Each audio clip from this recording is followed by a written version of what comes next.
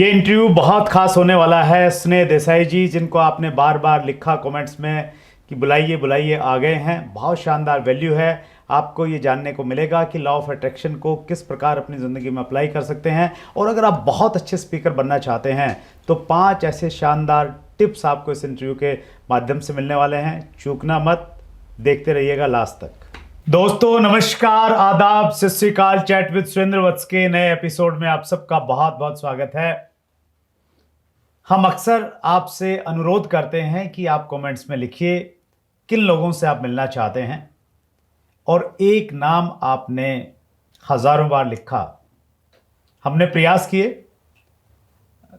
लंबा फॉलोअप रहा, लेकिन फाइनली आज वो बड़ा नाम, वो बड़ा चेहरा जो न केवल मात्र ट्रेनिंग फील्ड में है अपितु डायरेक्ट सेलिंग इंडस्ट्री के भी बहुत क्लोज हैं। सो आइए हम सब लोग मिलकर स्वागत करें। आज हमारे मेहमान हैं स्नेह देसाई सर। स्नेह सर, चैट विद सुरेंद्र वत्स में आपका बहुत बहुत स्वागत है। थैंक यू सर, मेरे लिए खुशी की बात है आपके शो पर आना। Thank you so much sir. बहुत बार आपका नाम आया। हम लोग ट्रैक करते हैं, कमेंट्स में जो जो नाम लिखते हैं आते हैं उनको लिखते रहते हैं, और फिर उसी के अनुसार हम लोग थोड़ा फॉलोअप करते हैं।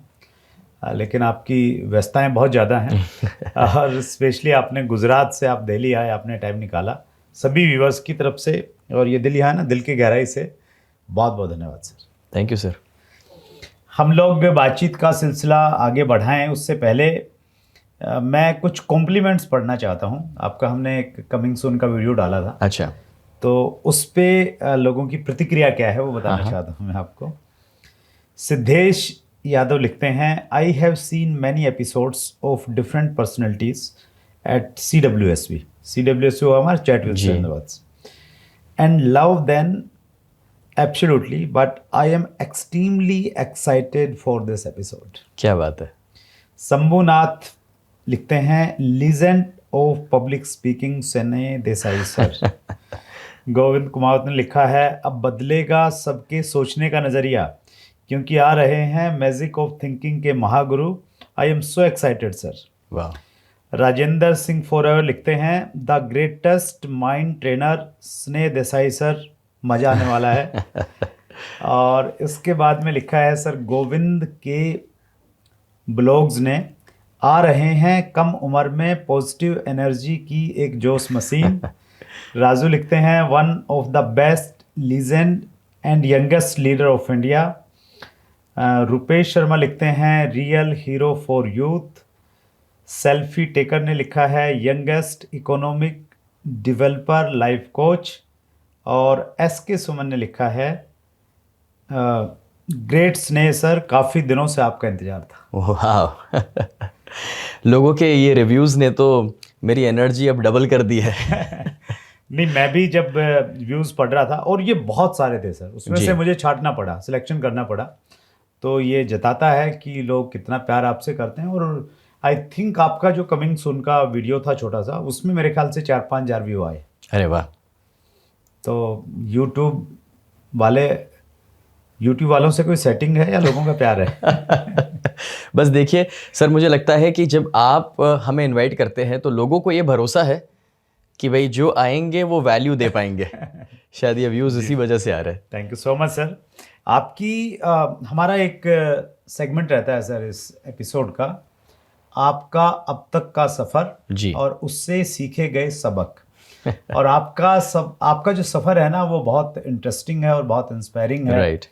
आई थिंक आपने 9 साल की उम्र में कुछ ना कुछ एक्टिविटीज़ करना स्टार्ट कर दी थी। यस। और 100 करोड़ से ज़्यादा की आपने नेटवर्थ बनाई है। तो मैं पर्सनली बहुत उत्साहित हूँ आपकी स्टोरी जानने के लिए। तो सफ़र आप बताइए, सबक हम लोग उसमें से निकालने की कोशिश करेंगे। ज़रूर सर।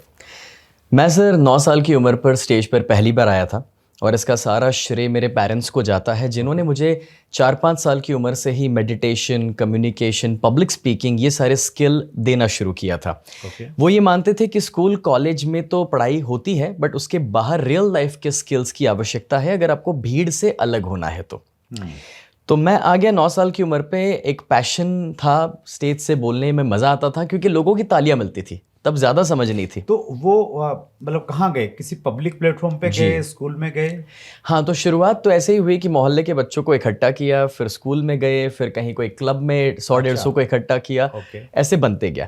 तब लोग एक्चुअली मेरे टॉपिक को सुनने नहीं आते थे, मगर ये देखने आते थे कि इतना छोटा बच्चा कुछ बोल रहा है, तो चलो जाके देखते हैं कि क्या बोल रहा है। तो ये सिलसिला चलते रहा जब तक मैं 15 साल का हुआ। तब मेरे फादर की फैक्ट्री बंद हुई, जहाँ से पैसा आ रहा था वो अटक गया, जिस घर में मुझे बड़ा किया गया वो घर में बेच देना पड़ा। ओहो, अच्छा। तो परिस्थिति काफ़ी विकट हुई और 3 साल हमें किराए के मकान में बिताने पड़े। अब 17 की मेरी उम्र तो हो गई, स्ट्रगल चल रहा है, कॉलेज में जाने का अब पैसा नहीं है, स्कूल तो ख़त्म हो चुकी है। तो सोचा क्या किया जाए। अब परिवार की सपोर्ट करना था, ना चमत्कार का वेट करना है, ना वक्त बदले, क्योंकि वक्त तभी बदलता है जब हम कुछ करें। तो इस विचार के साथ अपने आप से पूछा कि यार मेरे पास काबिलियत क्या है, क्योंकि इतना पता था जो किताबें पढ़ी थी सफलता के ऊपर, मनी के ऊपर, उसमें से कि भाई पैसा कमाने के लिए डिग्री अच्छी बातें है तो, बट उससे बढ़कर होती है काबिलियत। राइट। तो मेरे पास काबिलियत थी सर बोलने की स्टेज से। लोगों को मैं बहुत कुछ सिखा सकता था, क्योंकि 17 साल की उम्र तक मैं 200 किताबें पढ़ चुका था सक्सेस, मनी, साइकोलॉजी के ऊपर। अच्छा। तो अब मैंने कोशिश किया कि चलो भाई हिम्मत करते हैं, तो कहीं पैसा उस समय यहाँ वहाँ से इकट्ठा किया और पहला सेमिनार शुरू किया। अच्छा, ओके। 17 साल की उम्र। जी। वाह। तो अब ये प्रोफेशनल करियर शुरू हुआ। तो मैं तो सर शुरू किया था सिर्फ और सिर्फ अपने परिवार को सपोर्ट करने के लिए कि पापा का कर्जा तब 22 लाख रुपए का उनके ऊपर था, वो दूर हो जाए और थोड़ा सा शायद अच्छे घर तक पहुंच जाए और मेरी पढ़ाई आगे कंटिन्यू हो जाए। लेकिन फिर सर लोगों की लाइफ में जो चेंजेस आने लगे, उसमें ये रियलाइज हुआ कि यार मेरे प्रॉब्लम्स तो बहुत छोटे हैं, क्योंकि लोग जो बताने लगे और उनको जो मिल रहा था, तो लगा कि नहीं यार we can be an example for them. और फिर तो वैल्यू ऐड करने में जो मज़ा आने लगा, बस देखिए तब से लेकर अभी तक आपके सामने है। Wonderful sir. आपका मैंने कहीं पे पढ़ा आपके बारे में कि 100 करोड़ की आपने नेटवर्थ क्रिएट की। कैसे संभव सर? सर डिफरेंट बिजनेसेस में मैं गया। ओके। तो शुरुआत तो एज अ ट्रेनर स्पीकर हुई थी, बट मैंने हमेशा एक्सप्लोर करना चाहा, क्योंकि मल्टीपल सोर्स ऑफ इनकम का कॉन्सेप्ट हम सब जानते हैं। अब आप अंबानीज ले लीजिए, टाटा या बिरला ले लीजिए, लोग कहते हैं कि वो बड़े हैं इसलिए उनके मल्टीपल बिजनेस है, और मैं मानता हूं कि हमारे जब मल्टीपल बिजनेसेस होते हैं तो हम बड़े बन जाते हैं। तो सीधी बात है कि जब हर चीज़ शुरू करने की आप कोशिश करते हैं तो हर एक में रिजल्ट्स नहीं भी मिलते, बट आज ट्रायल एरर के साथ 11 बिजनेसेस चला रहे हैं। और सबको मिला करके कुछ कुछ जनरेट हुआ, कुछ सही जगहों पर इन्वेस्ट किया। बट सर मैंने सबसे ज़्यादा पैसा या एसेट जो बनाया वो रियल एस्टेट के अंदर से बनाया। कि जिसमें इन्वेस्टमेंट तो बहुत सारी जगहों पर करे, बट बेस्ट रिटर्न्स मुझे वहाँ से मिले। जी, दैट्स ग्रेट।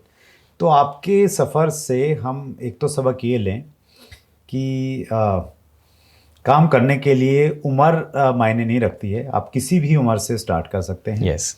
और दूसरा सबक ये मुझे मिल रहा है सर कि किताबें अगर हम लोग पढ़ते हैं ना, और स्पेशली थोड़ा सा पढ़ने लिखने की जो उम्र हमारी रहती है 20-25 साल से पहले, स्पेशली जब हम लोग एकेडमिक एजुकेशन लेते हैं, उस समय अगर पढ़ें तो वो बहुत ज़्यादा इम्पैक्ट हमारी ज़िंदगी पे लेके आती हैं। और मैं अगर अपनी बात करूँ स्नेह सर, मैंने जो पहली किताब पढ़ी वो थी जीत आपकी, शिव खेड़ा जी की, और उसमें मेरी एज क्या थी, इट वाज 2000 में मैंने पढ़ी।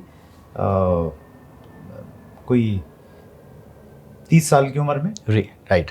और 30 साल की उम्र में मैंने वो किताब पढ़ी, और उस किताब ने मेरी पूरी ज़िंदगी को बदलने की शुरुआत कर दी, और उसके बाद मैं दीवाना हो गया किताबों में।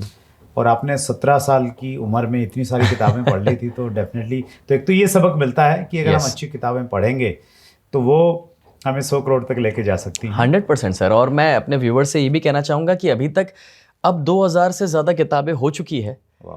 और मैं ये मानता हूँ कि आज मैंने जितने बिजनेसेस किए और जितने वेंचर्स में मैं जा पाया, जैसे आज हम कहीं फार्मिंग के अंदर भी है, रियल एस्टेट में भी है, आईटी कंपनीज में भी है, तो ये सब कुछ संभव हुआ किताबों के द्वारा, क्योंकि इसकी पढ़ाई लिखाई तो सर कहीं है ही नहीं। तो जितना पढ़ते हैं सेल्फ डेवलपमेंट की बुक्स, और जितने दिमाग के दरवाजे खुलते हैं, उतने नए और क्रिएटिव आइडियाज़ भी आते हैं और विजन भी खुलता है। तो आपका तरीका क्या रहता है स्नेह सर? वैसे तो हर व्यक्ति पे हर तरीका लागू नहीं होता, लेकिन फिर भी कुछ लोगों की उत्सुकता होगी जो जानेंगे कि स्नेह सर ने 2000 किताबें पढ़ी, तो क्या तरीका रहता है, शुरू से लेकर आखिर तक पढ़ते हैं? राइट। किसी को पढ़ने पे रखा हुआ इतने पैसे भी तो कि वो बोलो यार तुम पढ़ो और मुझे बताओ, पॉइंट्स बताओ। आपने बिल्कुल सही सवाल पूछा, क्योंकि जब मैंने शुरू किया था बचपन में, तब तो वो start to end, line to line, जैसे वो स्कूल की किताब पढ़ते थे वैसे ही पढ़ते थे। Okay. बट धीरे धीरे क्या होता है कि आपको कॉन्सेप्ट्स अब समझ आने लगते हैं, राइट। और कॉन्सेप्ट्स बहुत सेम या कॉमन होते हैं, उसको समझाने का तरीका बहुत अलग होता है हर एक ऑथर्स का। राइट। तो ऐसा भी हुआ कि फिर जब बिजी होने लगे, काम में आगे बढ़ने लगे, तो 25 के बाद का एक ऐसा दौर आया जब मैं स्क्रॉल करता था किताबों को, ना कि एक एक लाइन पढ़ता था। स्क्रॉल का मतलब कि चलो ओके ये कॉन्सेप्ट समझ पा रहा हूँ, ऑलरेडी पता है, चलो अब अच्छा ये नहीं पता, चलो इसको थोड़ा डिटेल में पढ़ लेता हूँ।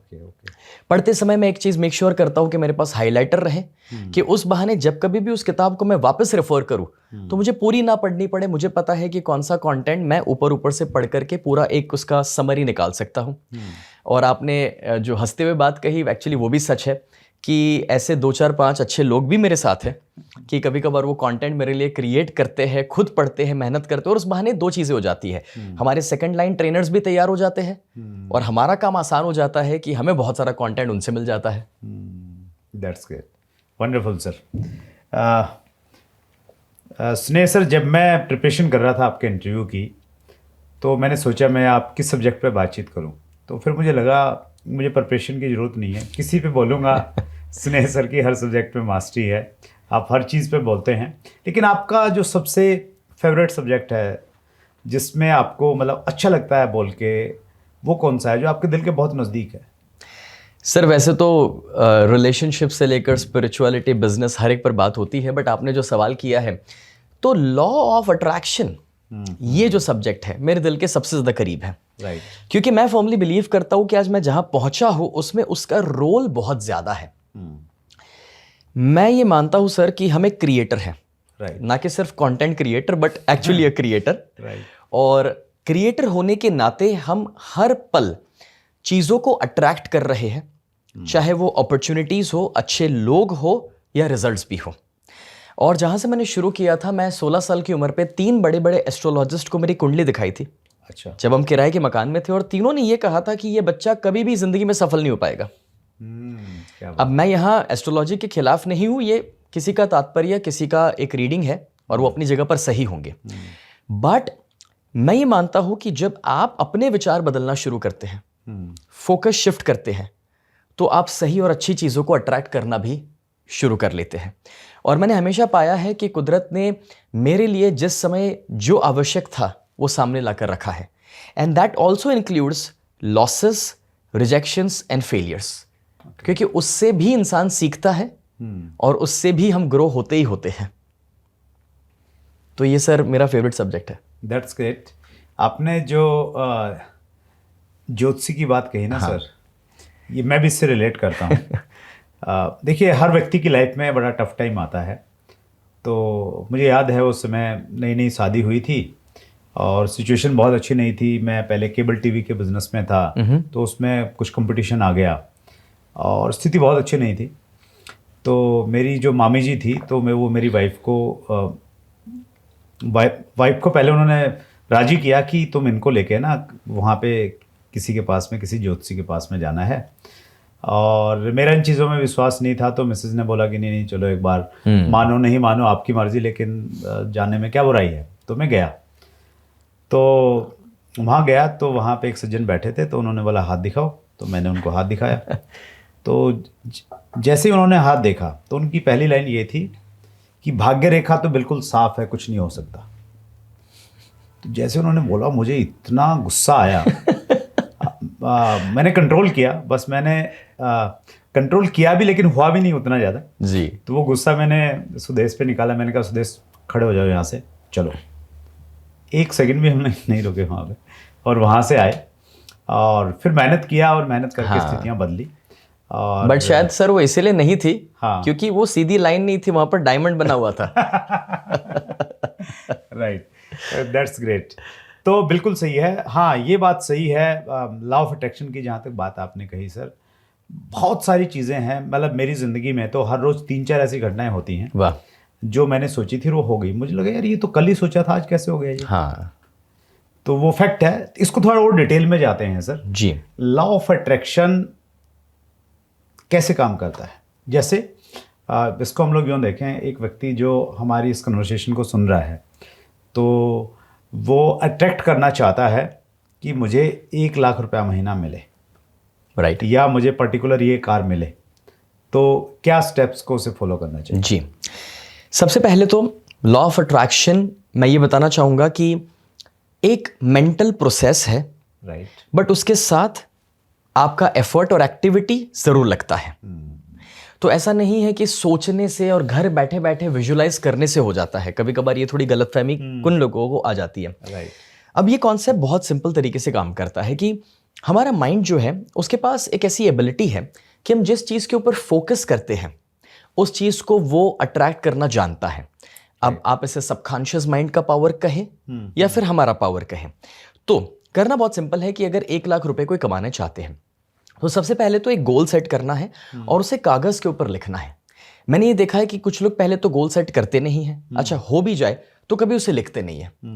लिखना बहुत आवश्यक है सर। मैंने 17 साल की उम्र पे अपना करियर शुरू किया, तब 101 गोल्स का लिस्ट बनाया था। अच्छा, वाह, क्या बात। अब तब मैं किराए के मकान में था और वो सारे गोल्स मेरे लिए इम्पॉसिबल थे। तो 101 का जो लिस्ट बनाया 4 दिन अकेले बैठ करके, जब तक मैं 26 साल का हुआ तब तक वो 101 के लिस्ट को मैंने पूरा किया। उसमें से 99 गोल्स मैंने अचीव कर लिए 10 साल में। एंड दैट इंक्लूड्स मर्सिडीज कहो, BMW कहो या आलीशान घर कहो, सारी चीज़ें थी। अब मैं ये मानता हूँ कि जब आप लिखते हैं तो सिर्फ वो यहाँ पर नहीं लिखा जाता, वो कहीं और भी लिखा जा रहा है। इसलिए लिखना पहले तो आवश्यक है। अब दूसरा, लिख लिया तो कुछ लोग उसे छुपा करके रखते हैं, नोटबुक के अंदर कहीं बंद करके रखा हुआ है। ऐसे नहीं, ये आवश्यक है कि उसे सामने रखा जाए, ऐसी कोई जगह पर जहां पर आप ना चाहते हुए भी दिन में 2-5 बार उसे देख सकें। राइट। अब चाहे वो आपके मोबाइल का वॉलपेपर हो गया या आप ऑफिस में सामने हो गया या घर में या बेडरूम में, जहां कहीं भी आप ज्यादा वक्त बिताते हैं वो चीज आपके सामने होना जरूरी है। अब जब वो सामने होता है उससे हमारा फोकस उस चीज पे बना रहता है। राइट। अब एक छोटा सा प्रैक्टिकल एग्जांपल लेते हैं कि जब किसी ने डिसाइड किया होगा कि मुझे होंडा सिटी गाड़ी खरीदनी है या इनोवा या BMW, आपने ऑब्जर्व किया होगा कि वो होंडा सिटी फिर सड़क के ऊपर ज्यादा दिखना शुरू हो जाती है। अब इसका मतलब ये तो है नहीं कि होंडा सिटी ज्यादा है, बट क्योंकि आपने डिसाइड किया इसलिए आपको वो बाहर दिख रहा है। और वो कलर जो सोचा है फिर कलर भी वही दिखेगा अक्सर। एब्सोल्युटली। अब ये कैसे शुरू हुआ? एक्चुअली होंडा सिटी तो उतनी ही आसपास, बट आपके माइंड में जब वो आपने फोकस सेट कर लिया कि मुझे ये गाड़ी खरीदनी है तो वो बाहर दिखना शुरू हो गई। पहले नहीं दिख रही थी। बस वैसे ही पैसे कमाने की सर अपॉर्चुनिटीज की तो कमी है ही नहीं। और आज तो हम इंटरनेट की दुनिया में है, अनलिमिटेड अपॉर्चुनिटीज है, इंफॉर्मेशन एज में है। अब मुद्दा ये है कि कभी कभार हमें बाहर अपॉर्चुनिटीज नजर नहीं आ रही, लोग नजर नहीं आ रहे, लेकिन जब होंडा सिटी डिसाइड किया तो बाहर दिखना शुरू हो गया। डिसाइड करेंगे कि वो लाख रुपया कमाना है तो बाहर ऐसे लोग, ऐसी अपॉर्चुनिटी और रास्ते भी दिखना शुरू हो जाएंगे जो कभी कभार होते हैं सामने, गुजरते भी है बट नोटिस नहीं होते हैं। राइट। जो अब नोटिस होना शुरू हो जाते हैं। दूसरा, ये भी मैंने ऑब्जर्व किया है कि जब आप ऐसा गोल सेट कर लेते हैं तब इंसान जो एक्शन नहीं ले रहा था वो लेना शुरू करता है। कभी कभार अपॉर्चुनिटी आती है, लोग आते हैं, बट उसके ऊपर एक्शन लेने में डर लगता है। अपॉर्चुनिटी कई बार लोगों के पास में रहती भी है, लेकिन वो उतना फोकस्ड रह के उतना एनर्जी से काम नहीं करते हैं सर, ये भी रहता है। Absolutely sir, absolutely. क्योंकि जब तक आपने ये डिसीजन ही नहीं लिया है कि मुझे कुछ ऐसा करना है, तब तक आपको वो अपॉर्चुनिटी में भी सर रिस्क और फियर नजर आने वाला है। लेकिन डिसाइड किया और फिर कोई आके अगर आप मुझसे कहे कि सर मैं एक अच्छी बिजनेस अपॉर्चुनिटी लाया, महीने का 1 लाख, और तुरंत ही वो क्लिक होता है, यार मैंने डिसाइड किया था, यहाँ पर वही बात हो रही है और अब मैं उस अपॉर्चुनिटी में इंटरेस्ट भी लेने वाला हूँ और एक्शन लेने के तैयार होने वाला हूँ। अदरवाइज आप लाख बोलेंगे मैंने डिसाइड ही नहीं किया है ना, तो मुझे फियर आता है, बोले नहीं नहीं नहीं अपने लिए नहीं है। और ये बहुत कॉमनली सर मार्केट में देखा जाता है। Great sir.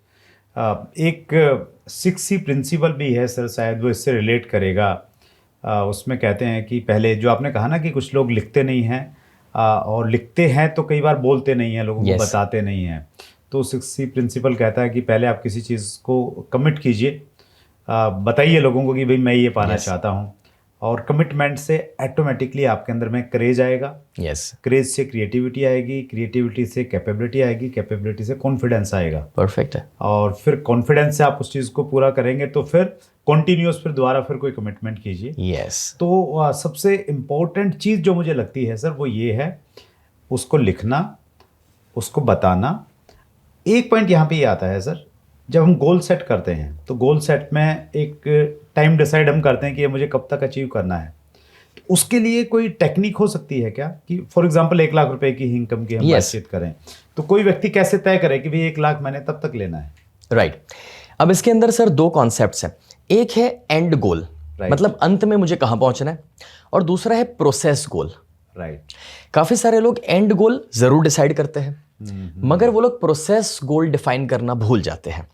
सिंपल सा एग्जांपल है, अगर मैंने डिसाइड किया है कि मुझे 3 महीने में 10 किलो वजन कम करना है, बट उसके लिए प्रोसेस गोल मेरा क्या होगा? तो प्रोसेस गोल ये है कि मुझे हफ्ते में 5 दिन 45 मिनट्स के लिए जिम जाना है।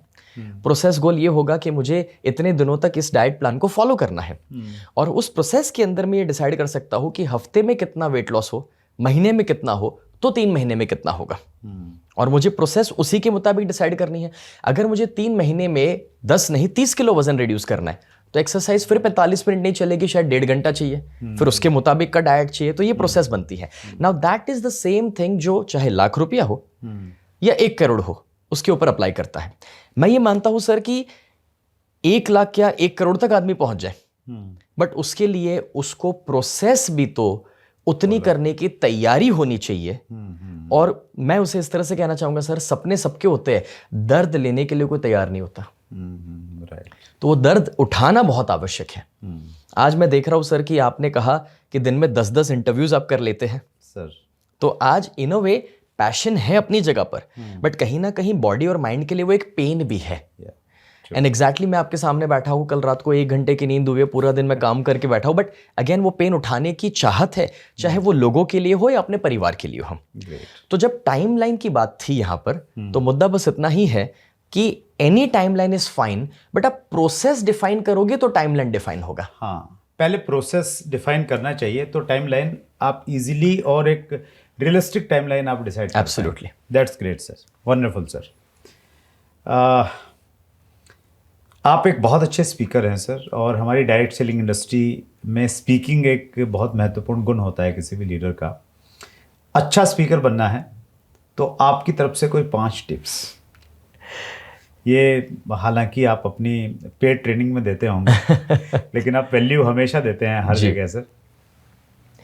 सर आपने बहुत अच्छा सवाल पूछा, क्योंकि मैं ये मानता हूं कि पहले तो स्पीकिंग करना, पब्लिक स्पीकर बनना, ये एक हाई इनकम स्किल है, और ये स्किल हर एक व्यूअर से कहना चाहूंगा कि अगर आपके पास नहीं है तो इसके ऊपर गौर करके प्रैक्टिस करो इसकी, क्योंकि मैंने अपनी लाइफ में सिर्फ इसी स्किल के दम पर शुरू किया था, वरना शायद मैं कहीं ना पहुंचा होता। अब रही बात कि ऐसे कौन से पॉइंट्स हैं जिससे आप एक अच्छे स्पीकर बन सकते हैं, तो number 1 and that is preparation. लेकिन प्रिपरेशन का मतलब रट्टा मारना और एक एक लाइन लिखना नहीं होता। प्रिपरेशन का मतलब है कि जिस भी सब्जेक्ट पर मुझे बात करनी है, वो एक पुरानी कहावत है कि अगर 1 घंटे बोलना है तो 10 घंटे पढ़ना पड़ता है। इसे मैं प्रिपरेशन कहता हूं कि अपने आप को थोड़ा भरना आवश्यक होता है, तब चीजें बाहर निकलती हैं, छलकती हैं। यस। अब जैसे मेरे वाइफ है शिवांगी, उन्होंने 1.5 साल तक सिर्फ हेल्थ की पढ़ाई करी। तब वो हेल्थ कोच नहीं बनना चाहते थे, बस शौक था तो करते गए, और उसके बाद उन्होंने यूट्यूब चैनल बनाया, और बातें क्योंकि अंदर भरी तो बातें अपने आप बाहर निकलने लगी। तो अच्छा स्पीकर बनने के लिए पहले अपने आप को भरना जरूरी होता है। ग्रेट। अब उसको आप रीडिंग कह दीजिए, लर्निंग कहे या प्रिपरेशन कहे, तो ये है। दूसरा है सर, और वो है कि आप अपनी ऑडियंस को जानिए कि आप जो बात करेंगे वो किसके लिए बात कर रहे हैं। राइट। आज अगर मुझे ये नहीं पता कि भाई सुनने वाले की उम्र क्या है, मेल है या फीमेल है, हाउसवाइफ है या बिजनेसमैन है, कौन से शहर के रहने वाले लोग हैं, कौन से देश से हैं, तो मुझे मेरे माइंड में एक पर्सोना रेडी करना है कि अगर मैं एक यूट्यूब वीडियो भी बनाऊं तो मैं किसके लिए बना रहा हूं। एंड लाइकवाइज अगर मैं फिजिकल ऑडियंस के सामने आ रहा हूं तो सामने किस टाइप का ऑडियंस बैठा होगा, उससे हमें कॉन्टेक्स्ट मिलता है। क्योंकि एग्जाम्पल अगर मैं आज गोल की बात करूं तो गोल मैं सिखाऊं बच्चों को, स्टूडेंट्स को, तो अलग तरीके से बताना पड़ेगा, बिजनेसमैन को अलग तरीके से बताना पड़ेगा। Very true. तो वहां पर अपने ऑडियंस को जानिए जब कभी भी स्टेज पर जाना है तब। तीसरा एक एस्पेक्ट आता है, एंड दैट इज जैसे मैं कहता हूँ हाई एनर्जी। ओके। तो रूल्स बहुत सारे हैं, स्माइल करना चाहिए, ऐसे खड़े रहना चाहिए, हाथ ऐसे, जेस्चर्स वैसे। तो अगर उसकी डिटेल में जाएंगे तो वो काफ़ी लंबी चीज़ है, बट सिंपल भाषा में कहे तो हाई एनर्जी। Right right. कि कुछ ना करके आप सिर्फ अपनी एनर्जी को हाई रखते हैं तो भी चीज़ें अपने आप होने लगती है। और काफ़ी लोगों को कॉन्फिडेंस नहीं आता, उनके लिए इतना ही कहूँगा कि start acting that you are confident, mind will follow. Yes yes. तो अगर आप अपने माइंड में रह जाएंगे कि नहीं नहीं कैसे ये वो, तो अगर आपको पता ही है कि स्टेज पे आकर के लोगों के सामने बात करके मेरी तरक्की हो सकती है ना, तो फियर को साथ रखते हुए एक्शन लेना ही है, और एक्टिंग करते हुए लेना है कि मैं कॉन्फिडेंट हूं, और जरूरत पड़े तो अफर्मेशंस को यूज कर लीजिए। राइट। चाहे वो स्टेज पर जाने से पहले हो या कभी भी, that I am totally confident, I am gonna rock on stage, वो जो भी है। किसी के लिए वो यस भी हो सकता है, आई कैन डू इट भी हो सकता है, वो जो भी है, but that actually helps. Right. और सर एक लास्ट और फोर्थ वन। ठीक है, फोर्थ।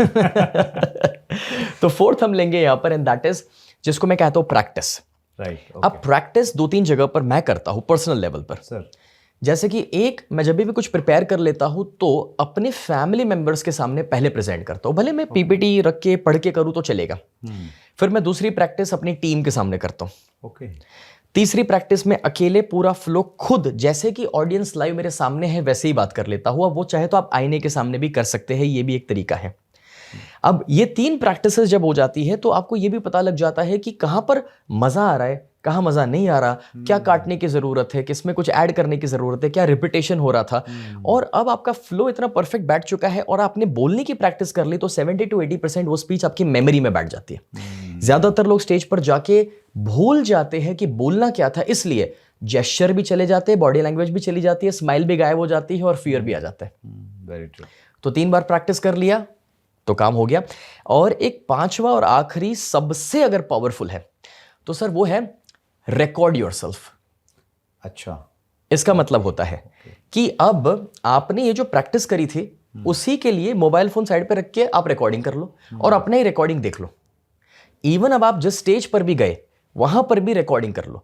सर मुझे याद है मैं 2003 से जब स्टेज पर आता था तो उस जमाने में तो स्पेशली वो कैमरा वालों को बुलाना पड़ता था, बट हमने सर 6000 सेमिनार तक रिकॉर्डिंग्स किए हैं। मेरे फादर और मैंने बैठ करके मेरी गलतियां निकाली हैं। अरे वाह। चाहे वो खड़े रहने की स्टाइल हो, फंबल्स हो, डिक्शन हो सकता है, या फिर पैरों की पोजीशन, हाथों के जेस्चर्स, छोटी छोटी छोटी चीज़ें। और वो रिकॉर्डिंग जब आप खुद के देखते हैं तो देखो सर, अगर हम शाहरुख खान की एक्टिंग में गलती निकाल सकते हैं और उनकी फिल्म को जज कर लेते हैं कि हिट है या फ्लॉप है, तो अपने आप को तो आराम से कर लेंगे। तो इंसान अपने आप को देखेगा तो अवेयरनेस आएगी, अवेयरनेस आएगी तो इंप्रूवमेंट वहीं पर शुरू होता है। क्योंकि अगर अपने आप को ही नहीं देखा और अपने क्रिटिक नहीं बने तो इंप्रूवमेंट और ग्रोथ कभी नहीं होगा। That's great, wonderful. 5 चीज़ें बताई सर। पहला प्रिपरेशंस जी, दूसरा ऑडियंस देखना Audience है को कौन जानना सा है। है, तीसरा एनर्जी लेवल हाई हमने Yes. रखना है, fourth one was practice, and fifth one हमने recording के लिए कहा। जी। रिकॉर्डिंग। तो इसको हम शॉर्ट में बोलेंगे PAEPR। ठीक है, ये 5 टर्म्स को याद रखेगा तो मुझे लग रहा है जी। स्नेह सर के टिप्स हमें याद आएंगे। व्यूवर्स के कुछ क्वेश्चन लूँगा सर, उससे जरूर। पहले मैं एक प्रश्न पूछना चाहता हूँ, क्योंकि हमारा चैनल डायरेक्ट सेलिंग से रिलेटेड है और आप जैसे जो बड़े लोग हैं उनकी कृपा से इसको बहुत ऑथेंटिक चैनल माना जाता है डायरेक्ट सेलिंग का। आपका डायरेक्ट सेलिंग से बड़ा नज़दीक वास्ता रहा और मुझे लगता है आपने दर्जनों मल्टी लेवल मार्केटिंग कंपनियों को ट्रेन किया होगा। बड़े बड़े जो अचीवर्स हैं उन्होंने आपसे सीखा है। आपको हिंदुस्तान में डायरेक्ट सेलिंग का भविष्य कैसे लगता है? सर डायरेक्ट सेलिंग एक मॉडल ही ऐसा है जो फ्यूचरिस्टिक है और लोगों की जिंदगियां बदल सकता है। और मैं ये बिजनेस कोच होने के नाते कह रहा हूं क्योंकि मैंने बिजनेस के बहुत सारे मॉडल्स देखे हैं। तो मैं मानता हूं डायरेक्ट सेलिंग बहुत पावरफुल मॉडल है। और रही बात फ्यूचर की इंडिया में, सर ये अभी जिस लेवल पर है इट इज़ अ बेबी। अभी तो इसने चलना शुरू भी नहीं किया है, इतना बड़ा इसका फ्यूचर है। एंड मैं ये मानता हूं कि लोग अगर इसे एथिकली करते हैं और अच्छे इरादे के साथ आगे बढ़ेंगे तो इसमें पूरा करियर बनाने की क्षमता है। परिवार को फ्यूचर देने की क्षमता है और देश की इकोनॉमी को बदलने की क्षमता है। हर जगह कंट्रीब्यूट कर सकते हैं हम लोग इसके Absolutely. माध्यम से। जी, और कुछ कहना चाहते हैं प्लीज? मुझे लगता है कि सर ये बिजनेस डायरेक्ट सेलिंग का एक स्पिरिचुअल बिजनेस है।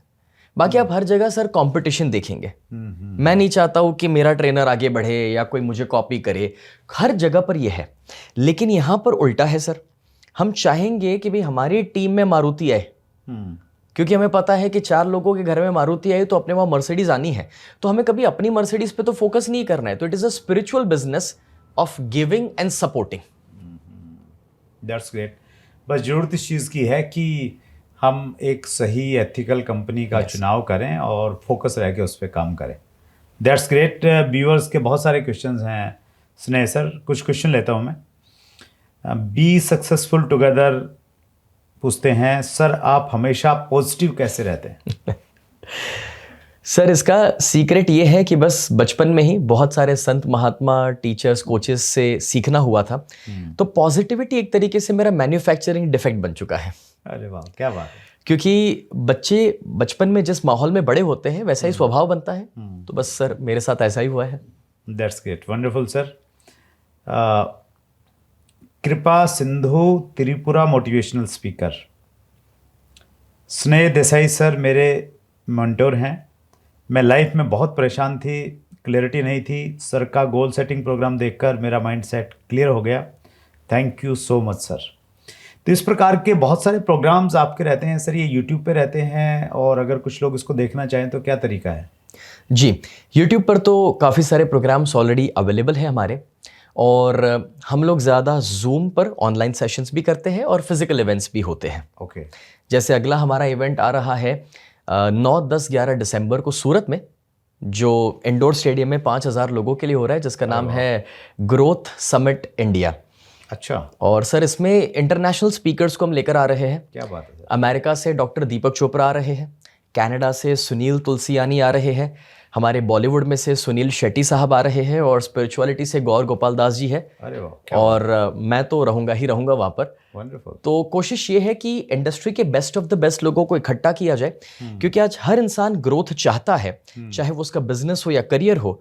और जब बेस्ट ऑफ द बेस्ट लोग जो वहाँ पहुंचे हुए हैं जब वो सिखाते हैं, तो सर वहाँ पर ऑथेंटिसिटी और रिजल्ट बहुत हाई हो जाता है। That's great, wonderful. और स्नेह सर के यूट्यूब चैनल का लिंक हम लोग नीचे डिस्क्रिप्शन में डालेंगे, ताकि आप डायरेक्टली सर से कनेक्ट रहें, सभी इन्फॉर्मेशन आपको मिलती रहेंगी, और अद्भुत मूल्य आपके वहाँ से मिलते हैं, वैल्यूज़ मिलती हैं। That's great sir, thank you.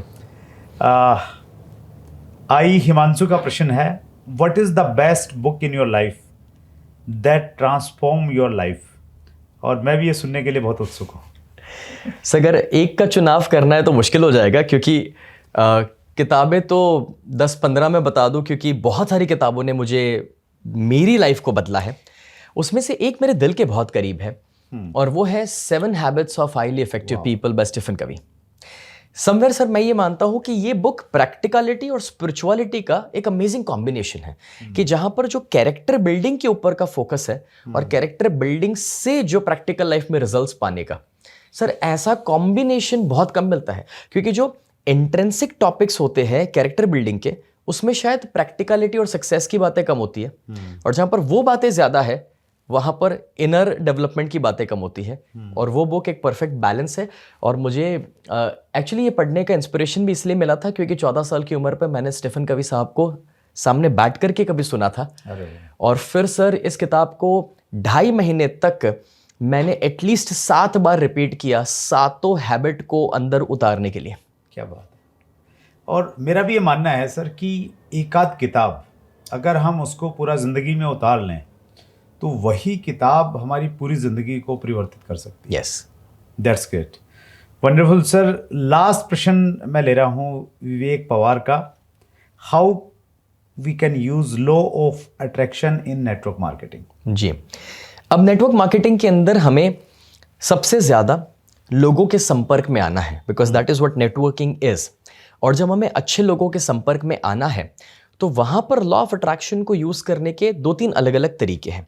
एक सबसे पावरफुल तरीका है कि पहले तो अपने आप को आप आंखें बंद करके ये विजुलाइज करना शुरू कर लीजिए कि कहाँ पर और कौन से रैंक पर आपको पहुंचना है और आपकी टीम साइज क्या है। राइट। तो वो विजुअलाइजेशन जब आप करेंगे तो ऑटोमेटिकली आप देखेंगे कि ऐसे माहौल बनेंगे जहां से आपको अच्छे लोग और अच्छी अपॉर्चुनिटीज मिलने वाली है। दूसरा, लॉ ऑफ अट्रैक्शन को मैं चाहूंगा कि सभी अपने टीम के साथ भी शेयर करें। ओके। क्योंकि मैंने ये देखा है सर कि बाहर की दुनिया में आप कुछ भी क्रिएट करें उससे पहले उसे अंदर क्रिएट करना जरूरी है। Very true. अब हमारी टीम जुड़ जाती है, अच्छे सपनों के साथ भी जुड़ती है, बट प्रॉब्लम होता है कि उनके सपने तो है लेकिन अंदर कहीं थोड़े डाउट्स भी होते हैं, क्योंकि उस इंसान ने शायद इससे पहले ऐसे रिजल्ट्स प्रोड्यूस नहीं किए हैं। Very true. तो उसे समझाना कि भाई हर पल आप जो सोच रहे हैं और बोल रहे हैं उसी पर तथास्तु हो रहा है। तो ईश्वर या खुदा जिनमें भी हम मानते हो, तो वहां से तो एक ऑटोमेटेड सिस्टम है कि जितने भी ईमेल भेजोगे ऑटोमेटेड रिस्पॉन्स आता है तथास्तु। तो ये बात जाकर के अपनी सारी टीम को समझा दो, जिससे जब भी कोई कुछ भी सोच रहा है तो वो पॉजिटिव सोचे, पॉजिटिव बोले और पॉजिटिव फोकस रखे। और अगर इतना हुआ तो मुझे पूरा भरोसा है कि पूरी टीम की हम एक एनर्जी को शिफ्ट कर सकते हैं और टीम की जैसी एनर्जी होगी वैसे ही रिजल्ट्स हम प्रोड्यूस करेंगे। That's good, wonderful sir. जिंदगी के हर क्षेत्र में लॉ ऑफ अट्रैक्शन को हम लोग इस्तेमाल कर सकते हैं। सुनिए सर, ज्ञान का अथाह सागर हैं आप। आपका जो मेन जो सब्जेक्ट है ना, मनी, उसको तो हमने छू ही नहीं पाए हम लोग, और वो हमने बचा के रखा है ताकि अगले इंटरव्यू में हम लोग उसको कवर करें। बस एक ही आपसे हम लोग निवेदन करते हैं, 200 एपिसोड तक हमने इंतजार किया, आगे इतना लंबा इंतजार नहीं करना पड़े हमें। हम लोग जल्दी मिलेंगे जरूर सर। और आपका जो विजडम है वो लोगों के साथ में शेयर करेंगे सभी व्यूअर्स की तरफ से। सर पहले तो एक ये छोटा सा उपहार थैंक यू सो हमारे मच व्यूअर्स की तरफ से, और एक बार फिर थैंक यू सर, दिल की गहराई से इतना समय निकालने के लिए, स्पेशली गुजरात से आने के लिए thank you so much. Thank you so much स्नेह सर, थैंक यू। सो ये थे स्नेह देसाई जी, किसी परिचय के मोहताज नहीं हैं, बहुत शानदार वैल्यू हम लोगों को दी, और इस वायदे के साथ हमने विदा किया है कि फिर जल्द हम स्नेह देसाई सर से आपकी मुलाकात करवाएंगे, और उन्होंने किस प्रकार 100 करोड़ रुपए की दौलत इकट्ठी की है वो टिप्स भी जानेंगे। सो जल्दी मुलाकात करेंगे। अगले मंगलवार को रात्रि 8 बजे फिर एक बड़ी पर्सनैलिटी से आपकी मुलाकात होगी। अपना ख्याल रखिएगा। बहुत बहुत धन्यवाद। अगर आपने अभी तक chat with Surendra Vats channel को सब्सक्राइब नहीं किया है तो अभी सब्सक्राइब करें और बेल आइकन दबाना ना भूलें, जिससे आपको आने वाली सभी वीडियोस की अपडेट सबसे पहले मिले और हमारी किसी वीडियो को मिस ना करें। वीडियो को ज्यादा से ज्यादा शेयर और लाइक करके अपना प्यार जरूर दें।